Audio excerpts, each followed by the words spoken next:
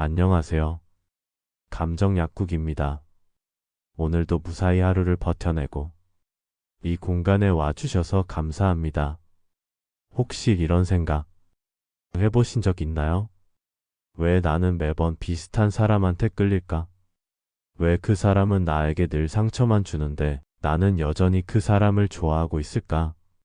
눈에 띄게 다정하지도 않고 늘 내가 눈치 보게 만들고 마음이 불안하게 만드는 사람인데 이상하게도 그런 사람에게 더 끌려요.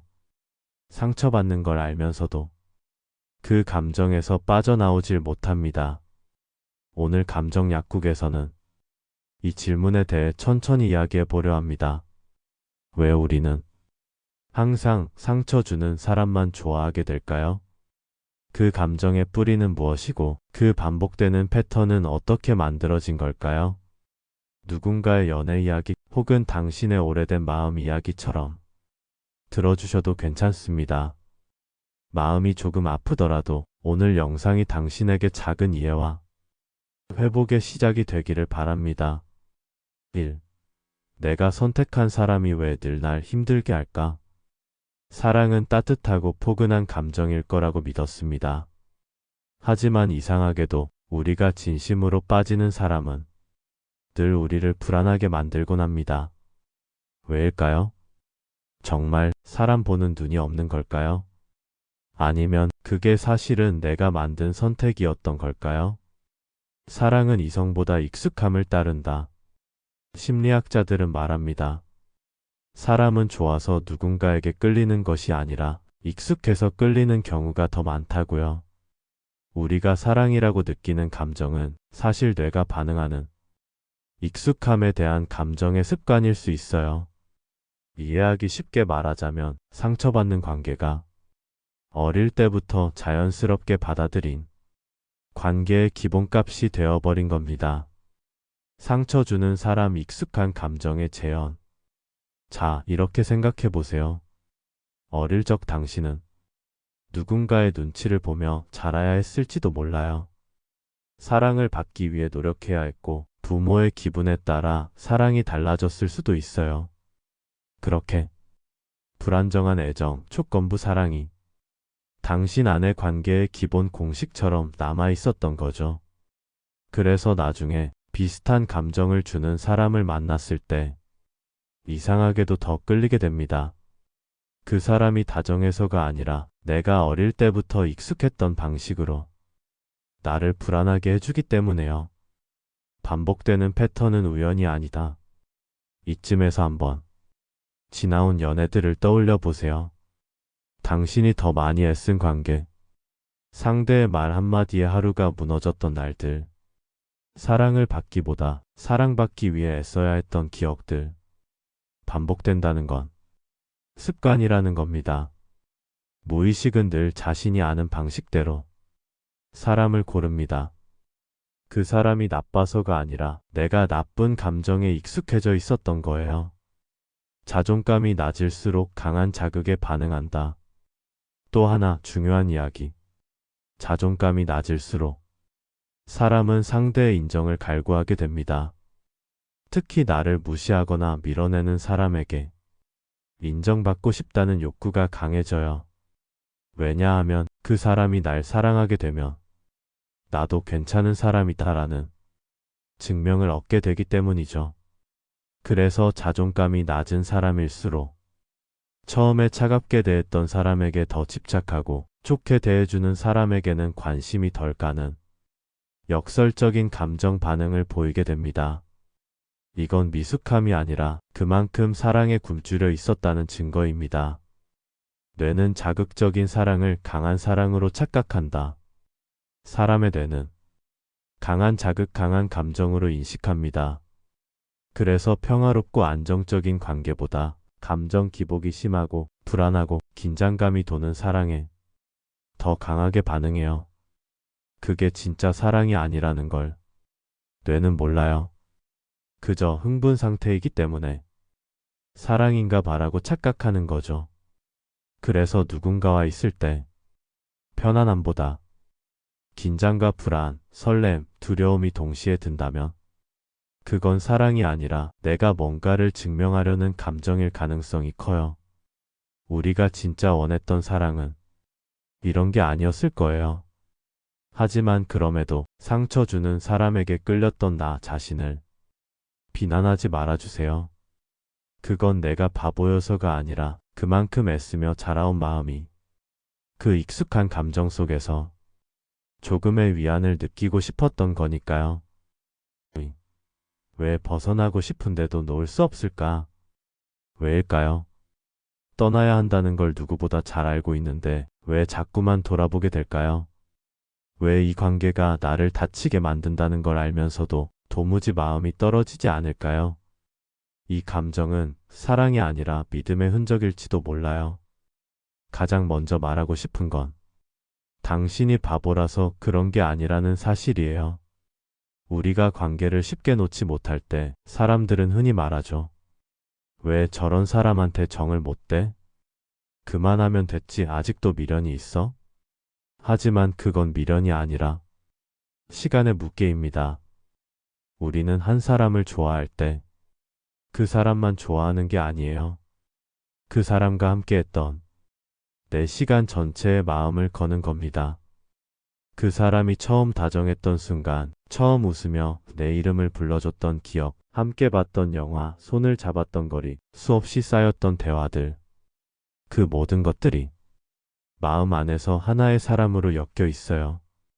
그래서 떠나려 하면 사람 하나를 정리하는 게 아니라 그 모든 순간과 기억과 감정 전체를 놓아야 하는 일이 됩니다. 말처럼 쉽게 잘라지지 않아요. 왜냐하면 그 사람을 붙잡고 있는 게 지금의 사랑이 아니라 한때의 믿음이었기 때문이에요. 그 사람은 나에게 진심이었을 거야. 언젠간 다시 예전처럼 돌아올 수 있을지도 몰라. 그 사람은 나쁜 사람이 아니야. 이 믿음이 깨지면 사랑이 아니라 내 판단 전체가 무너지는 것 같기 때문에 사람은 그 관계를 쉽게 끝낼 수 없게 됩니다. 마음은 익숙한 고통을 안전하다고 착각해요. 또 하나 중요한 이유는 우리가 고통스러운 관계라도 익숙한 감정에는 무너지지 않는다고 믿기 때문이에요. 차라리 이 아픔이 나아요. 새로운 고통이 오는 것보다 라고 말하는 분들도 있어요. 이건 인간의 뇌가 예측 가능한 감정을 안정이라고 느끼는 심리 구조에서 비롯됩니다. 예를 들어 그 사람이 또 나를 실망시킬 걸 알고 있어요. 이번에도 기대하면 안 된다는 것도 알아요. 그런데 그 상황이 이미 내 감정 시스템에 너무 익숙해져 있어서 오히려 더 통제감이 듭니다. 이제 이 정도 상처는 감당할 수 있어. 이건 내가 이미 겪어본 감정이니까 이게 무서운 거예요. 아무리 힘들어도 예측 가능한 고통은 낯선 자유보다 편하게 느껴질 수 있다는 것. 그래서 우리는 고통이 더 커질 걸 알면서도 차라리 지금 이 관계라도 하고 그 자리에 머물게 되는 거예요. 그 사람이 아니라 그 사람을 기다리던 내 모습이 안타까운 거예요. 때때로 정말 미련이 남아서가 아니라 그 사람을 기다리며 버텼던 내 모습이 너무 안쓰러워서 못 떠나는 경우도 있어요. 그 사람에게 받은 상처보다 그 사람을 위해 울고 참으며 견뎌온 그때의 나 자신을 배신하는 것 같아서 그래서 더 못 놓는 거예요. 한편으로는 지금 포기하면 내가 너무 불쌍해질까봐 내가 아무것도 못 지켜낸 사람이 되는 것 같아서 그 마음이 괴롭고 아프고 창피해서 더 오래 그 자리에 머물게 됩니다. 하지만 꼭 기억하세요. 그때의 나는 정말 열심히 사랑했고 정말 진심이었어요. 지금 떠나는 건 그때의 나를 부정하는 게 아니라 그 나를 이제는 보호해주겠다는 선택이에요. 놓는 게 진짜 비겁한 게 아니라 그 관계 안에서 계속 자신을 부숴가며 버티는 게 사실은 더 아픈 비겁일 수 있어요. 이별을 못하는 게 아니라 내 마음을 어디에 둘지 몰라서 헤매는 거예요. 많은 분들이 이별을 힘들어할 때 진짜 아파하는 지점은 그 사람을 못 놓는 것보다 그 사람 없는 나 자신이 낯설어서예요. 공백이 너무 크니까. 갑자기 아무것도 없는 듯한 느낌이 드니까. 무언가를 상실한 후에 오는 공허감은 진짜로 무섭거든요. 사랑을 통해 내가 누구인지 확인받고 있던 사람이라면 그 사랑이 사라지는 순간 내 존재감마저 흔들릴 수 있어요. 그 사람 없는 나는 누구지? 난 이제 뭐 하지? 이 감정은 어디에 둬야 하지? 그게 진짜 이별의 본질이에요. 사람을 놓는 게 아니라 내 감정을 놓을 자리를 다시 찾아야 한다는 것. 그래서 어떻게 해야 할까요? 감정을 끊으려 하지 마세요. 억지로 감정을 지우려 하면 오히려 더 강하게 되돌아옵니다. 사랑은 상처가 아니라 흔적이에요. 그걸 지우려 하지 말고 흘려보내는 법을 배우는 거예요. 그 사람이 나를 버렸다는 믿음을 바꾸세요. 나를 버린 게 아니라 그 사람은 그 사람의 방식대로 사랑할 수밖에 없었던 거예요. 그건 당신의 가치가 부족해서가 아니에요. 공허함을 감정의 자리로 받아들이세요. 텅 빈 공간이 생긴 건 그만큼 당신이 사랑했던 증거예요. 그 공간을 너무 빨리 메우려 하지 말고 조금은 허전한 상태로 자신을 다시 만나보세요. 3. 건강한 사랑은 어떻게 알아볼 수 있을까? 사람을 좋아하게 될 때 우리는 그 감정이 진짜 사랑이라고 믿습니다. 심장이 두근거리고 생각이 자꾸 나고 하루 종일 그 사람이 마음에 머무르면 그게 사랑이겠지 싶어요. 그런데 그 감정이 꼭 사랑은 아닐 수도 있어요. 앞에서 이야기했듯 우리는 종종 익숙한 상처에 끌립니다. 불안, 긴장, 무조건적인 애씀. 그런 감정이 오히려 사랑처럼 느껴질 때도 있죠. 그렇다면 진짜 건강한 사랑은 어떻게 알아볼 수 있을까요? 우리가 해왔던 사랑과는 뭐가 달라야 할까요? 건강한 사랑은 설렘보다 평온을 줍니다.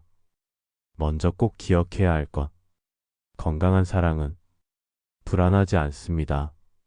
물론 처음엔 설레요. 하지만 시간이 지날수록 설렘보다 편안함이 커져야 해요. 그 사람과 함께 있을 때 내가 덜어지는 느낌, 불필요하게 긴장하지 않아도 되는 느낌, 있는 그대로의 나로 그 앞에 앉아 있을 수 있다면 그건 건강한 신호입니다. 사랑을 증명하려고 애쓰지 않아도 되는 관계, 말하지 않아도 눈빛만으로 안심이 되는 순간들, 그건 절대 강렬하지 않지만 오래가는 감정이에요. 나 자신을 지키면서 할 수 있는 사랑. 건강하지 않은 관계는 나를 깎아먹으며 유지됩니다. 자존감을 내주고 감정을 눌러가며 상대에게 맞춰야만 사랑이 유지된다면 그건 사랑이 아니라 생존이에요. 진짜 건강한 관계는 나와 너가 모두 존재하는 공간입니다. 나의 감정도 나의 생각도 존중받고 표현될 수 있어요. 그 사람을 좋아하면서도 내가 나 자신에게 미안하지 않은 상태. 그게 진짜 사랑입니다. 사랑을 받을 때 내가 더 나은 내가 되는가? 건강한 사랑은 내 안에 있는 좋은 모습을 끌어냅니다. 그 사람과 있을 때 내가 더 따뜻해지고 더 배려하게 되고 더 나은 사람이 되고 싶은 마음이 든다면 그건 좋은 신호예요. 하지만 반대로 내가 자꾸 작아지고 의심하고 예민해지고 질투나 감정 기복이 심해진다면 그건 마음이 스스로 경고를 보내는 겁니다. 사랑은 나를 병들게 하지 않습니다. 진짜 사랑은 나를 살게 합니다. 감정의 강도보다 안전함이 기준이 되어야 해요.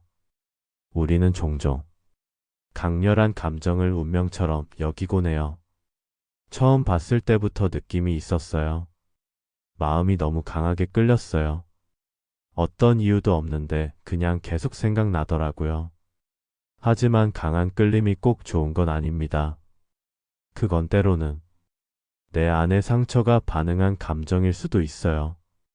그래서 이제는 사랑의 크기를 감정의 크기로 판단하지 말고 안전함의 정도로 판단하세요. 이 사람 앞에서 내가 편한가? 거절하거나 실수해도 괜찮은가? 불안하지 않고 내 감정을 표현할 수 있는가? 이 질문의 예라고 말할 수 있다면 당신은 지금 건강한 방향으로 가고 있는 거예요. 좋은 사람을 만나기 전에 먼저 내가 좋은 관계를 만들 준비가 되었는지 가장 중요한 건 이거예요. 우리는 종종 좋은 사람을 만나고 싶다고 말하면서도 건강한 관계를 맞이할 준비는 안 되어 있는 경우가 많습니다. 그 사람이 너무 다정하면 뭔가 수상해. 왜 나한테 이렇게까지 잘해주지? 하면서 불안해하고 차가운 사람한테는 왜 이렇게 궁금하지? 하면서 더 끌리고 익숙한 상처에 끌리는 내가 아직 정리되지 않은 채 그 사람을 만나면 다시 같은 패턴이 반복될 수밖에 없습니다.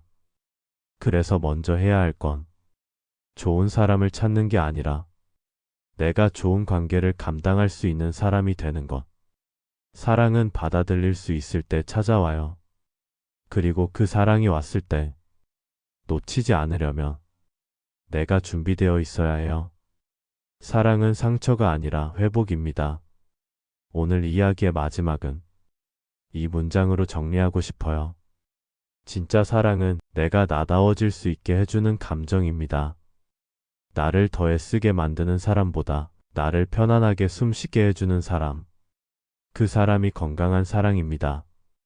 불안한 감정에 끌려 또 상처로 돌아가지 않도록 이제는 사랑을 받는 방법도 다시 배워야 할 때예요. 감정 약국은 오늘도 당신 마음 한편에 조용히 다녀갑니다. 당신은 사랑받을 수 있고 사랑할 수 있는 사람입니다. 조금만 더 자신을 믿어주세요.